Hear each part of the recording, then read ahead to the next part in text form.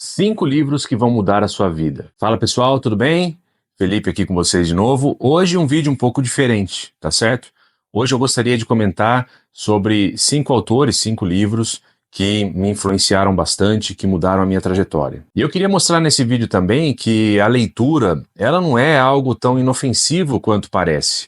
Muita gente faz a propaganda da leitura como se fosse apenas um mero entretenimento, um lazer, e na verdade não é bem assim. Quando a gente se encontra com um autor de peso, com alguém que toca de fato a nossa vida pode mudar. Portanto, muito cuidado ao lidar com os livros que eu vou falar hoje. Não são livros que você vai esquecer uma semana depois, nada disso. E aproveito também a oportunidade para anunciar para vocês que logo mais teremos o nosso clube de membros. E nesse clube eu quero oferecer conteúdo um pouco mais aprofundado, já que aqui no YouTube o que a gente faz é um comentário um pouco mais leve, um pouco mais tranquilo. Mas no clube de membros eu gostaria de avançar, de trabalhar de uma forma mais aprofundada, de esmiuçar mais o meu trabalho com a literatura, com a filosofia, com a política, com a história, que eu acho que é, na verdade, o mais enriquecedor que a gente pode fazer. Então vamos lá, sem enrolação, para o primeiro livro da minha lista. O primeiro livro que eu escolhi para essa lista é o Eclesiastes, da Bíblia, da Sagrada Escritura. Então tá aqui, ó, essa daqui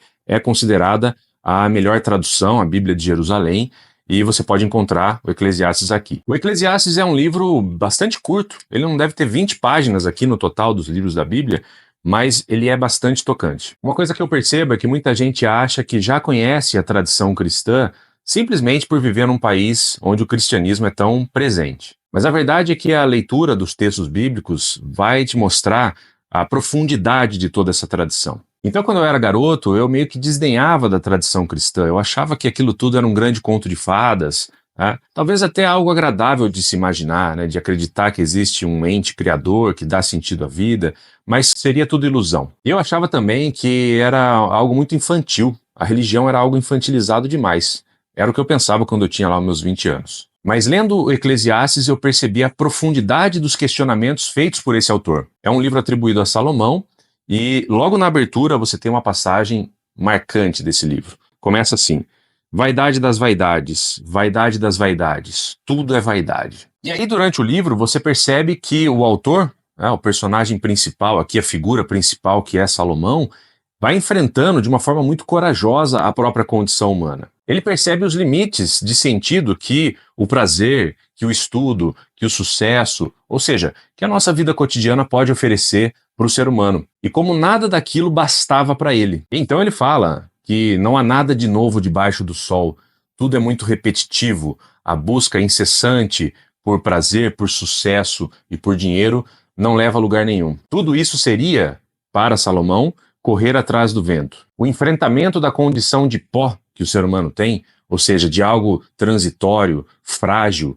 que tem um limite logo ali, que a nossa vida é muito breve, é decisivo para entender a profundidade desse livro. E ele termina o livro encontrando consolação em Deus e nos mandamentos. Então se trata de um livro que você não vai sair indiferente a ele. Você vai ter uma opinião, ele vai te provocar uma reflexão bastante intensa. E sendo você uma pessoa que acredita em Deus ou não, eu recomendo a leitura atenta desse livro. O segundo livro da minha lista está aqui na minha estante, é esse daqui, tá? O livro de Fyodor Dostoiévski, Memórias do Subsolo. Eu não poderia deixar de colocá-lo nessa lista, porque é um livro que mudou completamente a minha rota também. A primeira parte do livro é a mais importante. Ela mostra pra gente, essa é uma tese que eu tenho, que o Dostoiévski é muito mais um filósofo do que um romancista. É praticamente um ensaio sobre a condição humana, sobre os limites do progresso humano e um enfrentamento muito sério também da diferença entre um homem de pensamento e um homem de ação. Ele explora diferentes temperamentos e personalidades do ser humano e mostra como que, para você conseguir agir no mundo, você precisa ter convicções mais sérias, mais fixas e, portanto, refletir menos. Enquanto que o homem que pensa excessivamente corre o risco da paralisia, de ficar para trás. Ele mostra o perigo de se pensar demais. E há todo um debate ali se a vida ela é melhor vivida se você pensa ou se você age. Ele explora muito bem também a questão do ressentimento e do rancor como um dos motores da ação humana. E as passagens sobre a ciência e sobre essa crença desmedida de que a ciência vai resolver os nossos problemas são incríveis também. Ele diz aqui numa passagem que o ser humano odeia ou ama apenas para não ficar sentado de braços cruzados. Ou seja, ele percebe também que o tédio pode ser um grande inimigo nosso e que nos move a fazer coisas boas e ruins também na vida. É um verdadeiro estudo da consciência humana e da luta constante entre inteligência e vontade. Lendo esse livro, eu percebi a genialidade de Dostoiévski e me provocou inúmeras interrogações também que me levaram a ser quem eu sou hoje. O terceiro livro da lista também está aqui na minha biblioteca, logo do lado aqui, que é esse pequeno tijolinho do Michel de Montaigne, Os Ensaios. Montaigne é um autor que é extremamente cativante. É como se você estivesse conversando com um amigo. Montaigne eleva a arte da escrita a uma verdadeira conversação. É um dos casos raros em que a gente consegue rir e se divertir lendo. É um autor que tem uma densidade bastante grande também. Ele escreve ensaios sobre os mais variados temas, como, por exemplo, a solitude, a amizade, mas também sobre o fato de ficarmos bêbados algumas vezes, sobre guerras, sobre a glória, sobre a vaidade. O repertório de Montaigne é muito vasto. Ele dialoga com uma tradição helenística muito antiga, dos estoicos principalmente, e isso enriquece a sua escrita e a qualidade do seu raciocínio. Os ensaios servem para nós rirmos da miséria humana, mas ao mesmo tempo celebrarmos o fato de estarmos vivos. A própria forma ensaio já demonstra essa leveza e essa abertura à liberdade de escrita que Montaigne usa no seu livro. Ele escreve logo na abertura, numa espécie de prefácio, o seguinte: então, caro leitor, eu sou o tema desse livro e não me parece razoável você usar o seu tempo livre num tópico tão frívolo e tão vão quanto esse. Mas a verdade é que Montaigne é um verdadeiro companheiro e é uma fuga deliciosa das obrigações do cotidiano sentar e ler alguns trechos desse que é um verdadeiro amigo. O quarto livro exige mais moderação e cautela. Trata-se desse escritor aqui, o Émile Cioran, um escritor romeno que foi para a França e que se tornou um dos grandes nomes do niilismo no século XX. A atmosfera aqui é completamente diferente do livro de Montaigne. Ele se utiliza de aforismos, ou seja, passagens bastante curtas e breves,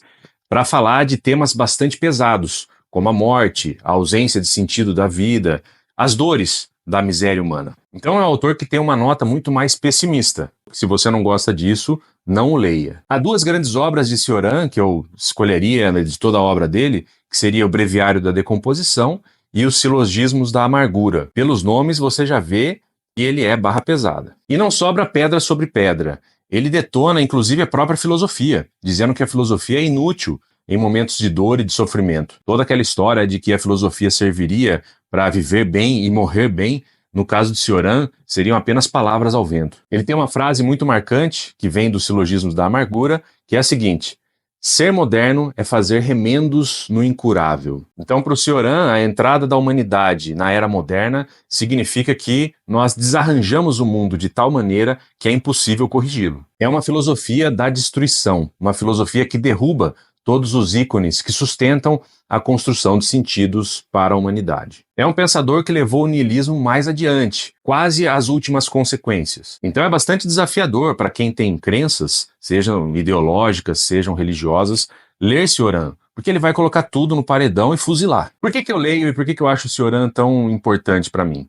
Porque ele me fez ter uma certa dúvida, um certo ceticismo, uma certa cautela na aproximação das ideias. Então, mesmo eu tendo a minha fé, encontrar Cioran e conversar com ele através dos livros é algo fascinante. E o último livro dessa lista eu não tenho na forma papel. Se trata de um escritor colombiano chamado Nicolás Gómez Dávila. Gómez Dávila escreveu um conjunto de aforismos também, formas curtas, breves, frases impactantes, que foram reunidas num livro chamado Escolhos. Gómez Dávila foi a última pérola que eu encontrei. Eu só o conheci faz uns 6 anos e desde então tudo que eu li não se aproxima dele. Muitas vezes quando eu tenho algum tempo livre, estou em alguma fila esperando alguma coisa, eu já pego meu celular e vou ver alguns dos aforismos dele. É impressionante a capacidade dele de sintetizar raciocínios complexos em frases curtíssimas. E é um verdadeiro gênio desconhecido.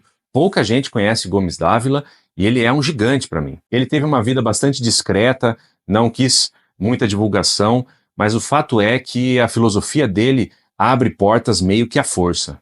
Você tem que reconhecer a qualidade de Gómez Dávila. Trata-se de um escritor católico com uma tendência mais conservadora e que faz críticas devastadoras ao mundo moderno. Mas eu repito, mesmo que você não tenha fé, você vai encontrar em Nicolás Gómez Dávila provocações extremamente interessantes. Entre os aforismos maravilhosos e desconcertantes de Nicolás Gómez Dávila, Eu selecionei alguns aqui. Por exemplo, ele diz assim: verdadeiro aristocrata é o que tem vida interior, qualquer que seja a sua origem, a sua classe e a sua fortuna. Um outro muito bom é um que diz o seguinte: amadurecer é ver crescer o número de coisas sobre as quais parece grotesco opinar, seja a favor, seja contra. E um que eu acho genial também diz o seguinte: a inteligência não consiste no manejo de ideias inteligentes, mas no manejo inteligente de qualquer ideia. Não é incrível isso? Um olhar atento para o mundo moderno, um olhar atento para as nossas contradições, para as dores, para as agonias humanas. E também dá para rir com alguns dos aforismos de Nicolás Gomes Dávila. Eu gostaria de falar sobre eles muito mais,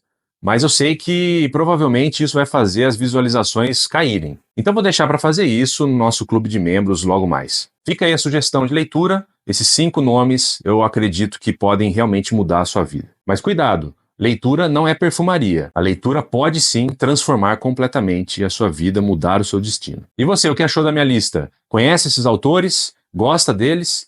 Tem outros nomes que você sugeriria para colocar na lista? Deixe o seu comentário, inscreva-se no canal para continuar pensando alto comigo.